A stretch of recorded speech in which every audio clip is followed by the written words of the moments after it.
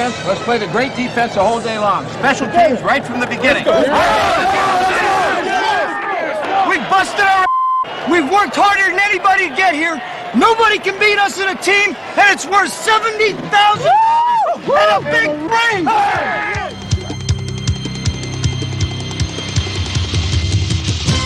Cephalo to the near side. Woodley up under quarterback, fakes the pass, coming to the near side. He's got Cephalo wide open. Big gainer. He's got a man beat to the 40, to the 30. He could be gone. It's a horse race. It's a Miami touchdown.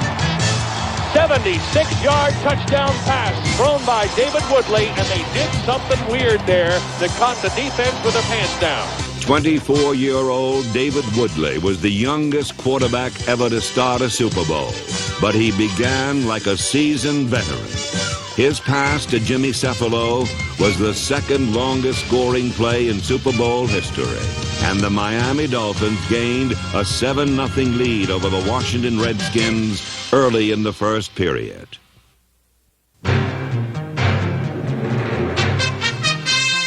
Angered by the Dolphins' easy touchdown, the Redskins' hard-charging defensive line helped recover what their secondary had given away.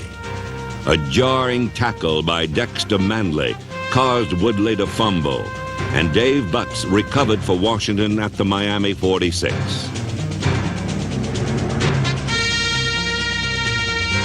After the Redskins' defensive line caused the first turnover of Super Bowl 17, their offensive line, nicknamed the Hogs by line coach Joe Bugle, began to control the tempo of the game with a play called 50 Gut.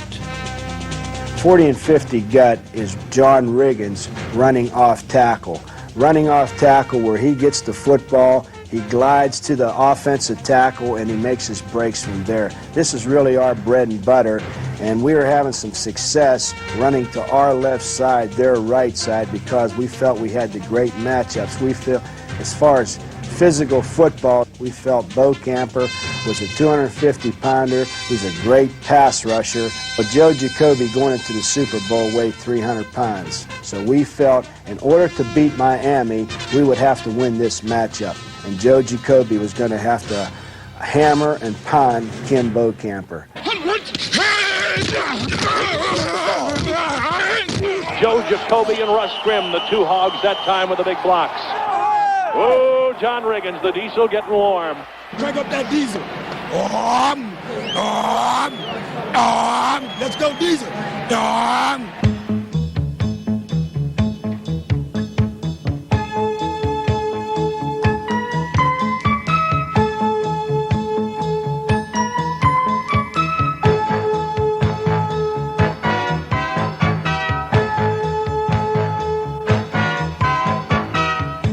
Along with the Guts came the first hint of glory as Big John Riggins chugged into field goal range.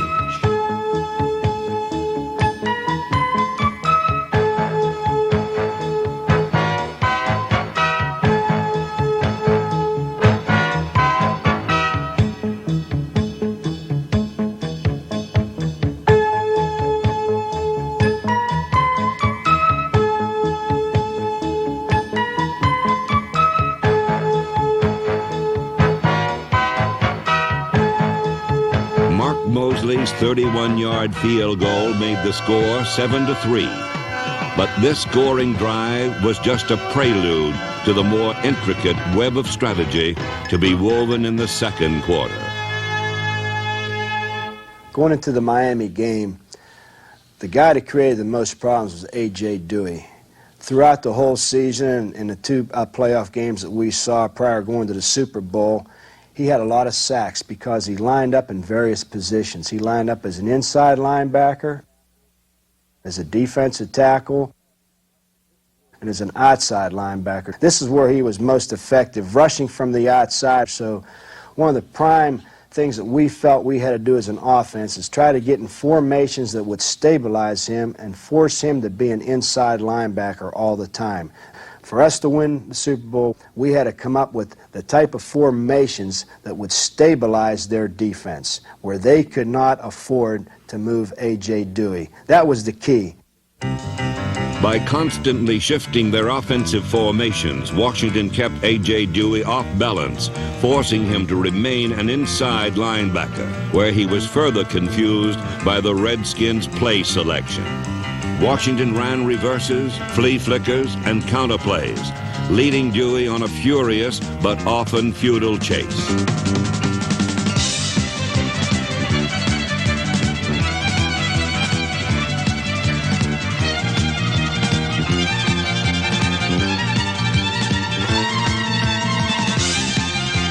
With Dewey neutralized, Miami's Killer Bees had lost their sting.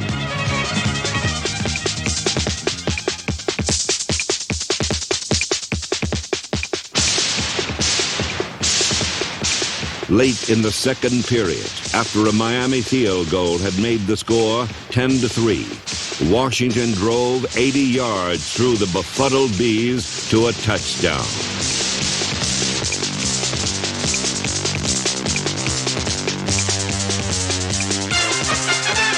Joe Theismann personally accounted for 62 of those yards, expertly mixing his passes and scrambles with a dependable 50 gut. Near left slot, 50 gut on red. Ready?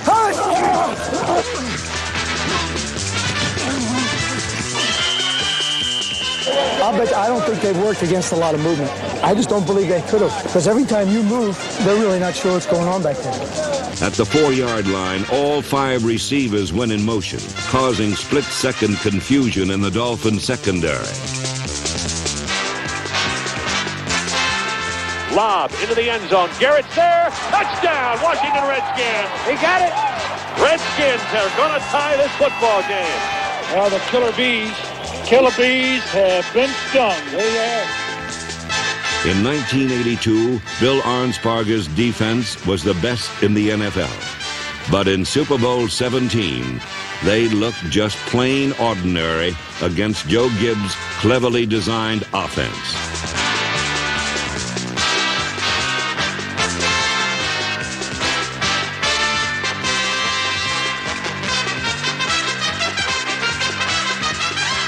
One minute, 51 seconds left to go in the first half of Super Bowl 17, and our score is Miami 10, Washington 10. Here's Hayes' kickoff. Waiting back deep, Fulton Walker. He's got it at the 2, out to the 5, to the 10, comes to the near side to the 20. He's out to the 25, turns it back. He's gone. 50-yard line, 40-yard line. He's gone. It's a touchdown. A 98-yard kickoff return for a touchdown for the Miami Dolphins. And as soon as the Redskins tie up, the Dolphins come back on top. When it looked like the Redskins would go into the dressing room, tied up at halftime, coming from behind, to have this happen to you in the last 2 minutes is devastating, to say the least. Fulton Walker's 98-yard kickoff return was the longest return in Super Bowl history. A crunching block by Steve Shaw eliminated the last Redskin in Walker's path.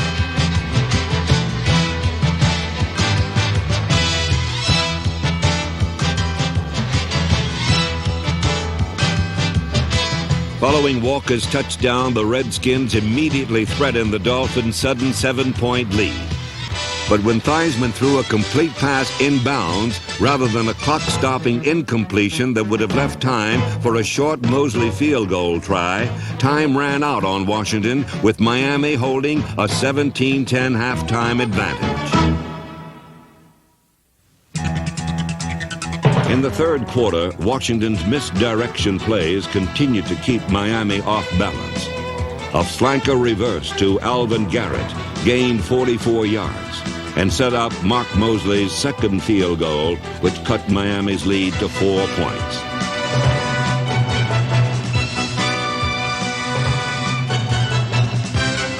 It quickly became apparent that Don Shula planned to protect his slim lead with a ground attack that would eat up both yards and minutes.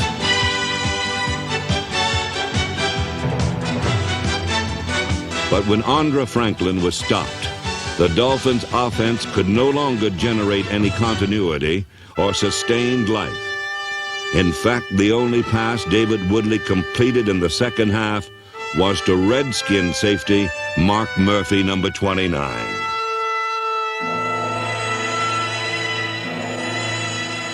While Miami's offense was dead, its defense, like Edgar Allan Poe's Telltale Heart, was still beating, keeping the Dolphins' hopes for victory alive.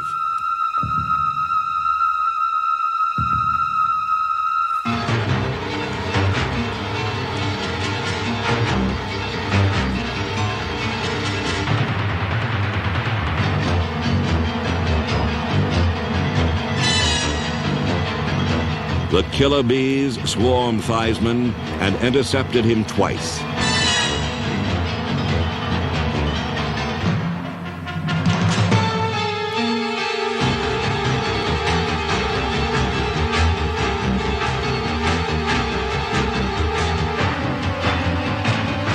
The Dolphins' defense not only protected the lead, they nearly increased it. Late in the third period, with the ball on the Redskin 18-yard line, Kim Beaucamper deflected Theismann's pass and for a split second had Don Shula's third world championship in his hands. Oh, Lord! Was that almost the game breaker? That was almost close. A touchdown. And number 58, Kim Beaucamper, came very, very close to an interception for a touchdown. Joe Theismann with a heads-up play. My goodness. He might be able to play pass defense. Theismann's alert play prevented a sure touchdown that could have crushed Washington. If he had not knocked the ball out of Beaucamper's hands, Miami would have led 24-13 going into the fourth quarter.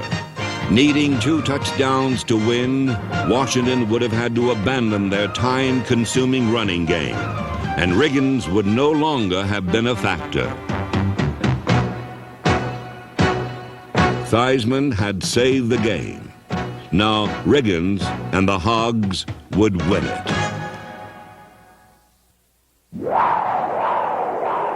In the fourth quarter, the Redskins lit up the Super Bowl sky with a game plan straight out of pro football's distant past. We went to Plan B. Plan B was that we were going to not fool around with any more misdirection. We were going to run directly at them. And so Coach Gibbs told the team right then and there, we're going to go back out, we're going to establish a line of scrimmage, we're not going to get impatient, we're going to win the football game by running it.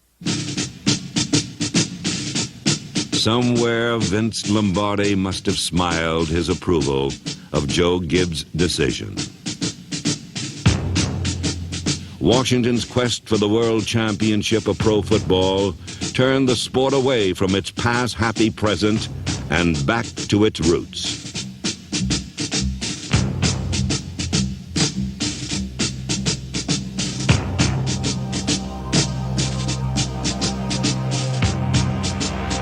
John Riggins, the ball carrier.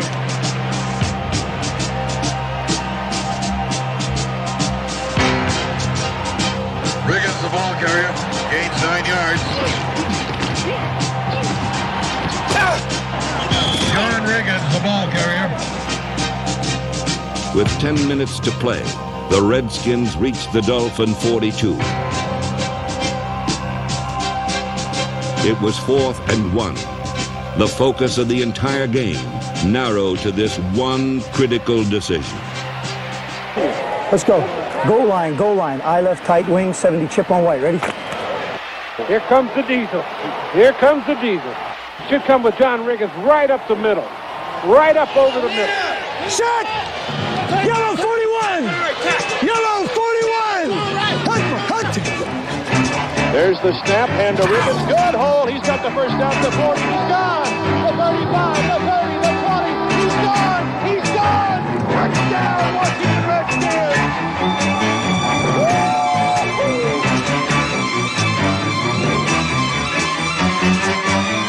A 43-yard touchdown run from scrimmage is the longest in Super Bowl history.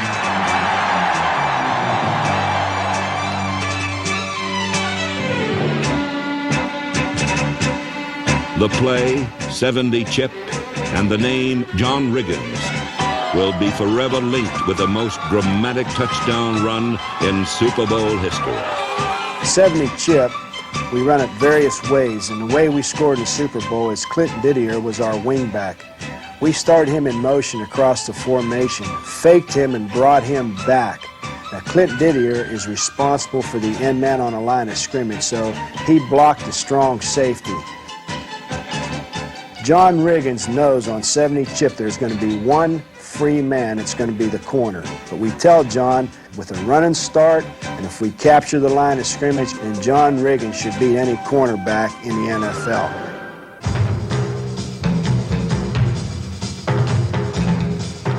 .70 chip was a perfectly executed play, and the image of John Riggins busting through the arms of Don McNeil will last for all time in the memory of the Redskin faithful.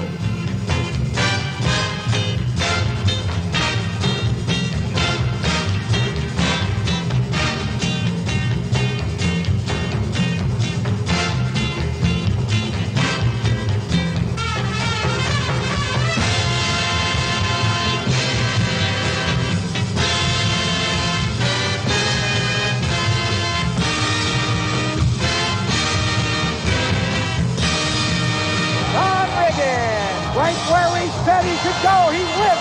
The big guy did it. Holy cow, what a play. 42-yard touchdown run on 4th and a foot. John Riggins has given the Redskins the lead in Super Bowl 17. The Bees are dead. John Riggins' heroic effort put Washington ahead 20-17. Miami, on the other hand, could find no heroes in the continuing nightmare of a second half.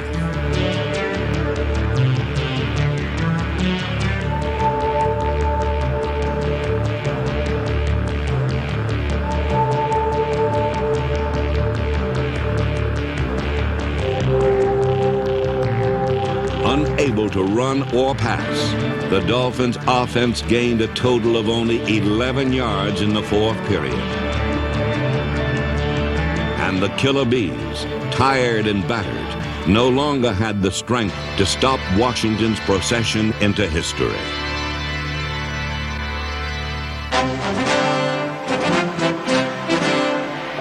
8:49 to go on first down. Riggins, left tackle, inside the 40 to the 35. Those Hogs are fired up. Yeah, that's a big hog in the backfield, too, I'll tell you. It's Diesel. The Hogs made the holes, and Riggins found them. Riggins, the ball carrier. There are no official blocking statistics, but Riggins' statistics are a tribute to the men up front. 38 carries for 166 yards. No player ever carried the ball so often or so far in a Super Bowl. Riggins up the gut. Don Shula's losing his deodorant on that sideline now. He's perspiring a little. Riggins, left tackle, cuts back against the grain to the 25, down to the 24-yard line. The Redskins marched 41 yards in 12 plays, controlling the ball for 6 minutes and 54 seconds in the most time-consuming drive ever in a Super Bowl.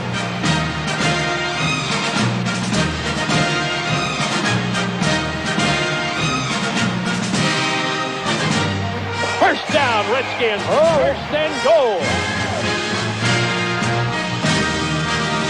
Here's a rollout. Rolling out to his right. He should run it in. He flips it. Touchdown. Touchdown. Washington Redskins. Charlie Brown. That, gentlemen, may be the nail in the coffin. No question, it is the nail in the coffin. Charlie Brown's touchdown was sweet icing on a cake, baked perfectly by a tough old running back and a group of determined linemen who turned the Rose Bowl into hog heaven and the Washington Redskins into world champions. Joe Gibbs, the Hogs, and MVP John Riggins have beaten the Miami Dolphins 27-17.